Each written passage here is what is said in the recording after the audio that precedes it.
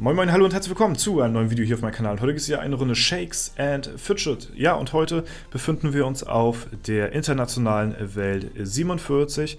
Ja, wie es sich gehört, machen wir natürlich kurz nach dem Serverstart zu dem neuesten internationalen Server ein Video. Wir schauen, was die Leute am ersten Wochenende so erreicht haben. Wir haben es jetzt kurz nach 0 Uhr, das heißt, das Wochenende ist jetzt Freitag, Samstag, Sonntag, die ersten 3 Tage sind vorbei hier auf dem Server und wir schauen, was die Leute hier auf W47 so in den 3 Tagen geschafft haben und gucken mal so ein bisschen über den Server. Ja, hier zum Serverstart hatten wir ja im Livestream am Freitag unser Eintagsfliegen-Projekt umgesetzt, wo es darum ging, quasi in der ersten Stunde die Top-Ränge zu platzieren mit der Community-Gilde, wo halt die ersten 50 Leute reinjoinen konnten.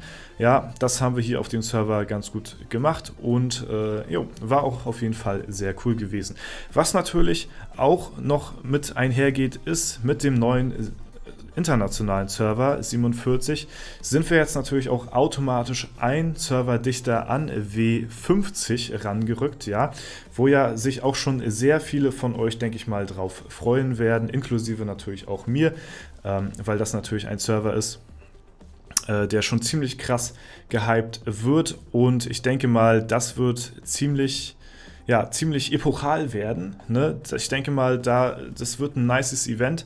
Ja, gut, ich weiß jetzt nicht, welche Events jetzt auf dem Server es W50, welche Events es da jetzt geben wird. Das kann ich euch natürlich nicht sagen, weil ich bin ja nicht Player Games, die darüber entscheiden. Ne? Da müssen wir uns natürlich, müssen wir uns überraschen lassen, was es da für Events gibt. Aber abseits von Shakes and Fidget und was die planen für W50, planen wir natürlich und ich auch schon was für W50 im Hintergrund. Und ich sag mal so, die Planungen sind da auf jeden Fall schon sehr, sehr weit. Und ich denke mal, das wird auf jeden Fall ziemlich cool werden. Und Planungen werden gemacht, Gilden sind schon soweit gegründet und ich denke mal, wir werden da, was jetzt so Shakes and Fidget angeht, Shakes and Fidget auf YouTube, wird es da, denke ich mal, sehr, sehr, sehr viel Content für euch geben und ich denke mal, in dem Rahmen werden wir auch Shakes and Fidget Geschichte mehr oder weniger schreiben auf dem Server. Deswegen lasst euch auf jeden Fall überraschen. Ne? Ich werde auf jeden Fall noch in nächster Zeit offizielle Ankündigungen dazu machen, was wir geplant haben auf W50, was es dort geben wird, was euch erwartet. Ne? Aber das alles kommt dann mit der Zeit, wenn denn der richtige Zeitpunkt dafür soweit da ist. Ne? Und bis dahin solltet ihr auf jeden Fall, wenn ihr nichts verpassen wollt zu den Ankündigungen zu W50 von mir, dann solltet ihr auf jeden Fall den Kanal hier kostenfrei abonnieren, damit ihr da auch immer am Ball bleibt rund um die News zu W50. Ja, Dankeschön auf jeden Fall an der Stelle. Ne? Gut, jetzt widmen wir uns aber der internationalen Welt 47 und wir schauen mal drauf. Das ist ja, wie gesagt, mein Chart, den ich mir hier schnell erstellt habe zum Serverstart. Und wir gehen in die Ehrenhalle und gehen mal hier auf die Top-Ränge. Und zwar sehen wir hier auf Platz 1 ist der Turor. Ja, den kennt man ja schon von zahlreichen Serverstarts, die er hier in letzter Zeit so hinlegt. Man kennt ihn daher, dass er immer die ersten Tage ganz, ganz oben mit dabei ist und es dann schnell wieder hinwirft, sag ich mal. Dann wird sein Char relativ schnell wieder inaktiv und oder löscht ihn, das weiß ich nicht. Auf jeden Fall ist der Turor wohl ein polnischer Spieler, der sehr viel Spaß daran hat, die ersten Tage hier schnell hochzukommen, Level aufzusteigen und das macht er immer und immer und immer wieder. Und dann hört er halt auch immer wieder auf, weil dann der Spaß wahrscheinlich nicht mehr so da ist. Auf jeden Fall, was ziemlich interessant ist, dass er hier mit 225 jetzt das höchste Level hat nach 3 Tagen auf dem Server. Und das nicht mal mit einem Berserker, der ja mit die stärkste Klasse zum Anfang eines Serverstarts ist, sondern tatsächlich mit den Druiden hat er das geschafft. Ja? Also kann man sagen, ist vergleichbar auf jeden Fall mit, er hätte auch einen Kundschafter nehmen können. wie zum Beispiel hier der Soul King, der hier auch auf Platz 7 ist, der hat ja einen Kundschafter, was ja identisch ist von den Klassen her jetzt zum Anfang. Ne? Aber natürlich die Berserker können hier und da ein bisschen weiter kommen, deswegen wundert mich das sehr, dass der Turor hier mit ein bisschen Abstand auf jeden Fall auf Platz 1 ist mit 225. Zum ersten Berserker, der hier kommt mit Stufe 213. Hier der Star Silver Player und dann hier natürlich noch ein paar mehr Berserker kommen, bis hier denn der erste Kundschafter ist. Ja, auf jeden Fall natürlich, die Top-Ränge sind mehr oder weniger überflutet mit den Berserkern. Und dann haben wir hier auch den ersten Assassin auf dem Server, was hier der Davalon ist, ja, der hier auch ein bisschen wohl getestet hat, die Assassin-Klasse auf dem Server, um mal vielleicht zu schauen, was man auf zukünftigen Servern so spielen könnte. Ja, und dann gehen wir weiter. Hier haben wir sogar auch einen am Start, der ein Bildchen hat. Den Cebo, den kennen wir ja auch aus dem YouTuber-Dungeon, der ist da ja auch drin. Das alte, ja, Zebra hier, ne, das hat mir auch schwer zugesetzt auf jeden Fall. Hier auch auf dem Server. Ansonsten weiß ich gar nicht, wer hier noch so spielt.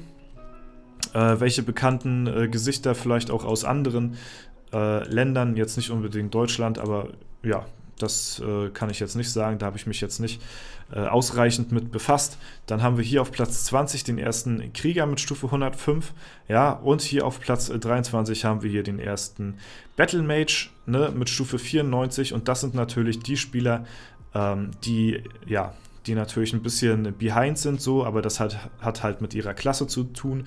Im Vergleich zu den Kundschaftern und Berserkern kommt der Krieger und der Battle Mage halt zum Anfang nicht so weit und kann nicht so mithalten, aber dafür sind das denn die Spieler, die es wahrscheinlich ein bisschen länger hier auf dem Server wissen wollen, ne? Da ja die beiden Klassen hier mit die stärksten Late-Game-Klassen sind. Und deswegen spielen die trotzdem hier relativ weit oben dafür für ihre Klasse halt mit. Und das lässt darauf schließen, dass es die Leute halt langfristig es wissen wollen auf dem Server hier. Oder sie testen natürlich vielleicht irgendwas aus, ne, für zukünftige Server mit den Klassen. Das kann man natürlich nicht sagen, aber tendenziell lässt sich sagen, wer hier oben mitspielt mit solchen Klassen, die sind meistens längerfristig am Start, als jetzt zum Beispiel hier so ein Turor, der nur für ein Wochenende oder so seinen Spaß hier hat auf dem Server. Ne? Jo, ansonsten haben wir hier auch den ersten Magier auf Platz 22 und ja, mehr Klassen gibt es hier gar nicht in den Top 31, außer Battle Mage, Assassine. Ein einziger Magier, ja, und halt die Berserker, ne? Das ist, ja, okay. Und ja, das ist auf jeden Fall jetzt so die Statistik nach dem ersten Wochenende. Wir können mal schauen, wie viele Leute haben sich hier registriert. Es sind jetzt hier nach den ersten 3 Tagen 33.824 Spieler auf dem Server registriert.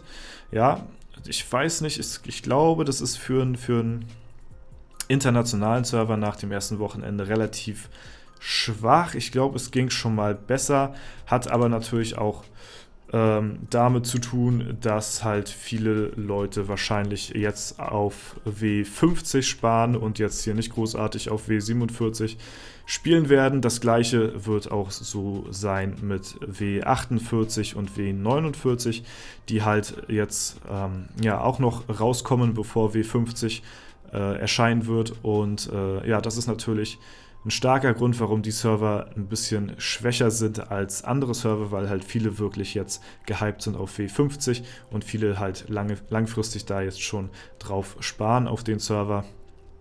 Ne?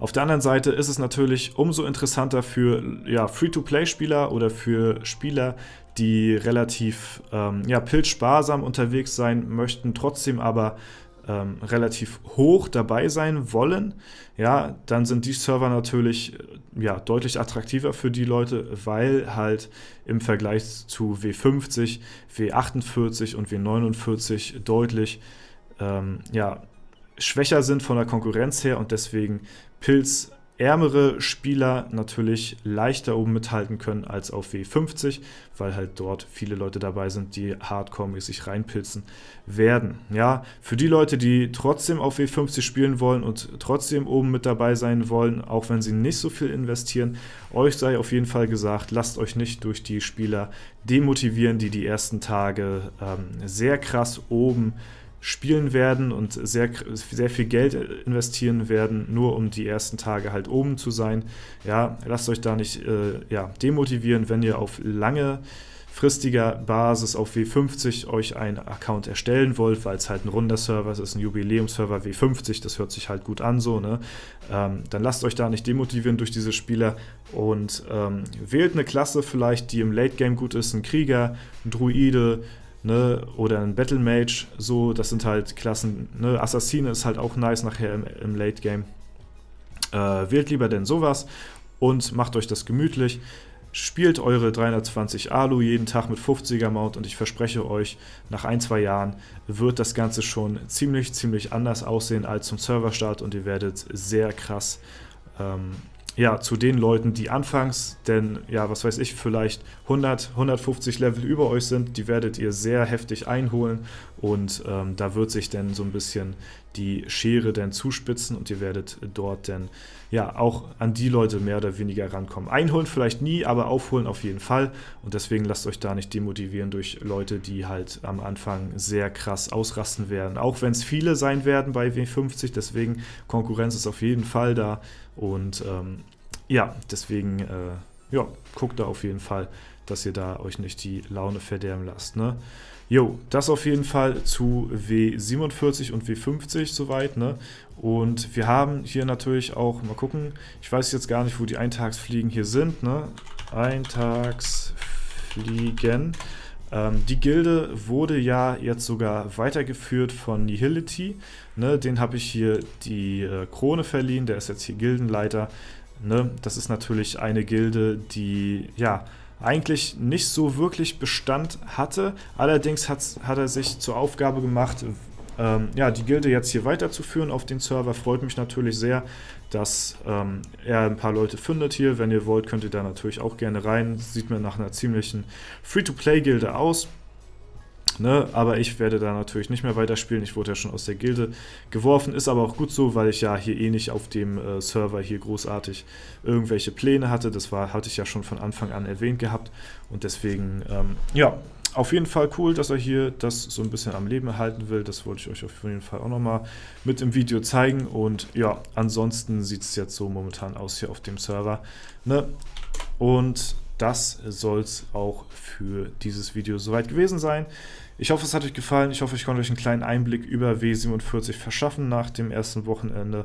Und ja, das war es soweit von mir. Ich wünsche euch noch einen super schönen Tag. Vielen Dank fürs Zuschauen. Haut rein und bis zum nächsten Mal.